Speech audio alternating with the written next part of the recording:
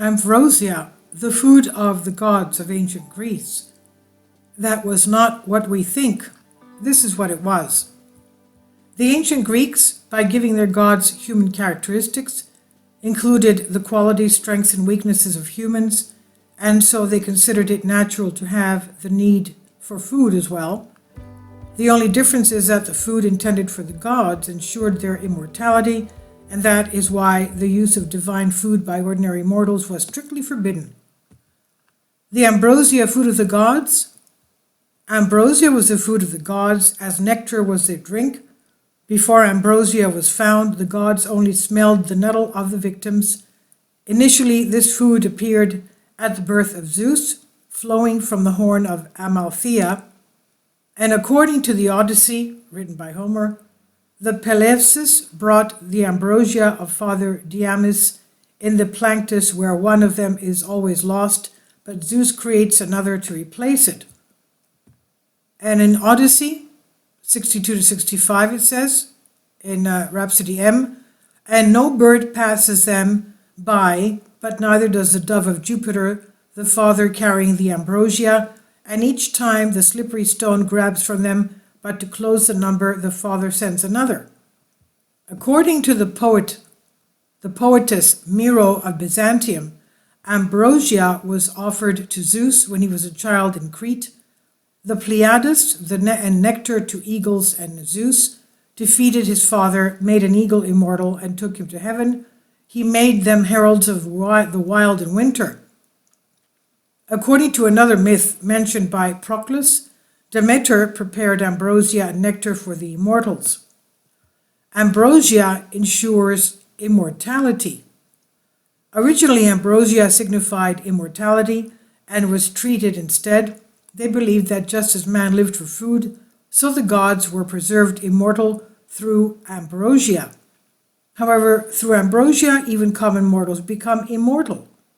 In this way, Aphrodite became Berenike, immortal through ambrosia.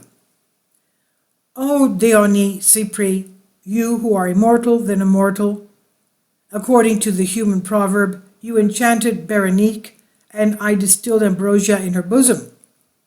So the goddess Athena, at the command of Zeus, pours nectar and pleasant ambrosia into Achilles' chest to relieve him of hunger. Quote, and he, Achilles, does not want to take food, but sent down the sweetness to drip ambrosia and nectar into his breasts, so that he will not be drowned by hunger. End quote. So here too, ambrosia is confused with nectar in its liquid form. Plato, in the allegory of the unions of souls, adds nectar as a drink after ambrosia. He says, this Henicus came to the the knights of Styx stand up with ambrosian and dried nectar on her. Ambrosia, end quote, and ambrosia is rarely found separately from nectar. In many cases, only the difference of the individual generic term is noted between these two words. In the Odyssey, only the ambrosia is clearly distinguished from the nectar in the meal that Calypso presents to Hermes. Quote, the goddess said, and she sets a table full of ambrosia for him, and if she collects red nectar for him, he eats, and they drink, the great killer of farmers, end quote. Below, the servants of the goddess offer the guest Ulysses ambrosia and nectar, this time together. Quote, and she sat staring at the Ulysses, at the guest Ulysses, and nectar and ambrosia were offered to him. And Hesiod says that the gods eat both nectar and ambrosia. Quote, but when they fed them all that was needed, and nectar and ambrosia, what only the gods eat, then their Roman souls trembled in their breasts. He, the pious poet, adds that the gods guilty of perjury may no longer be fed on nectar and ambrosia. Quote, whoever therefore pours water from it to swear falsely by the immortals, who have the summit of snowy Olympus, looks a whole year without breath, never once brings ambrosia to his lips or nectar to feed, but he looks without breathing. Without uttering a single word, a terrible paralysis covers his limbs, end quote. In Pindar, Tantalus stole from humans the nectar and ambrosia that had made him immortal. Quote, he has 4 days of life in his laborer, Tantalus, after 3/4 of pain. Immortals that are stolen from you like nectar, ambrosia, these are indestructible. Horus and Gaia dripped nectar and ambrosia drop by drop onto Aristaeus' lips and gave him immortality.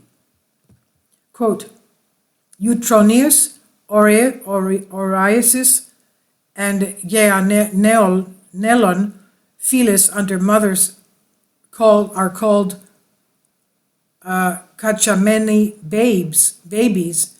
Nectar in the lips and ambrosia dripping, they are called immortal. Ambrosia as a cosmetic and an antiseptic. Ambrosia was used instead of salve, as well as cosmetic and antiseptic agent. Goddesses were anointed with ambrosia to preserve their beauty, and mortal women were made more beautiful by the use of ambrosia. Also, wounds were healed with ambrosia, and the dead who were anointed with it became sterile. Hera with ambrosia cleansed her skin. Quote, and first her whole body gracefully wrought with ambrosia, beautifully cleansed, anointed with incorruptible oil, sweetened with myrrh. Also Athena with ambrosial beauty cleanses Penelope. Quote, an ambrosial anointing brightened her beautiful face, with that well-crowned Venus anoints. Ambrosia heals wounds. As Virgil mentions, ambrosia is used by the gods as an ointment to heal wounds.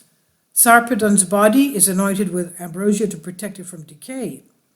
Quote, and after you have anointed him with ambrosia, clothe him with incorruptible garments, end quote. It also appears as a way of embalming.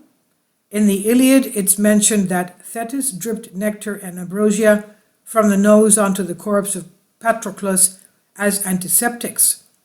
Quote, and in the nostrils of the dead rose drips nectar and ambrosia incorruptible for the body to hold. Ambrosia also has an exceptional, beautiful fragrance. Many times the excellent fragrance of ambrosia is outstanding. Eidothea puts ambrosia in front of Menelaus' nose to remove the bad smell of the seal.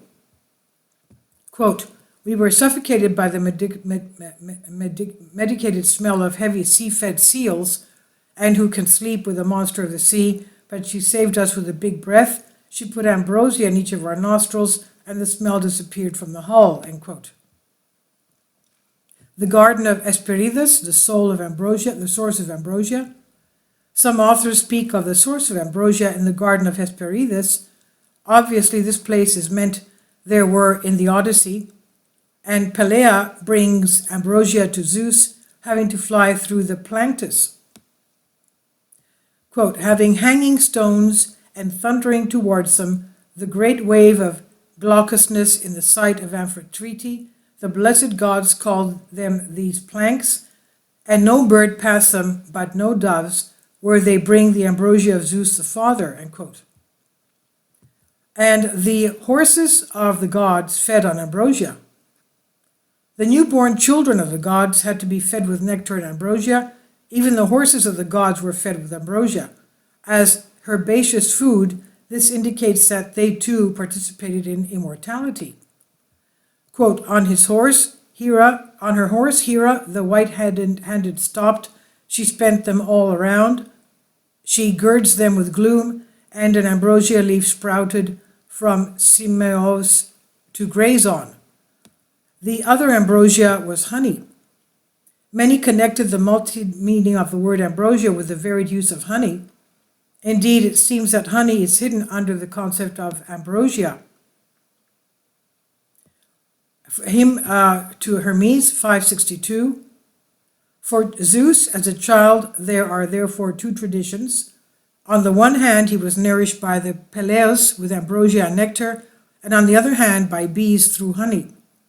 According to the German mythologist Roscher, ambrosia was a mythical representation of honey, which fell from the sky onto plants as dew.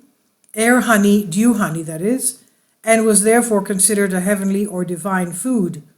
It was eaten either as natural honey or processed into a drink, mead or melicrat. In this, the expressions of ambrosia and nectar agree with those of honey. They were used as a metaphorical meaning on the modest and grace of speech or poems. Ibycus even characterizes ambrosia as having 9 times the sweetness of honey. We read about it in Athens.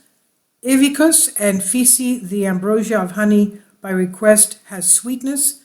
The honey of the 9th is part of the ambrosia according to the pleasure.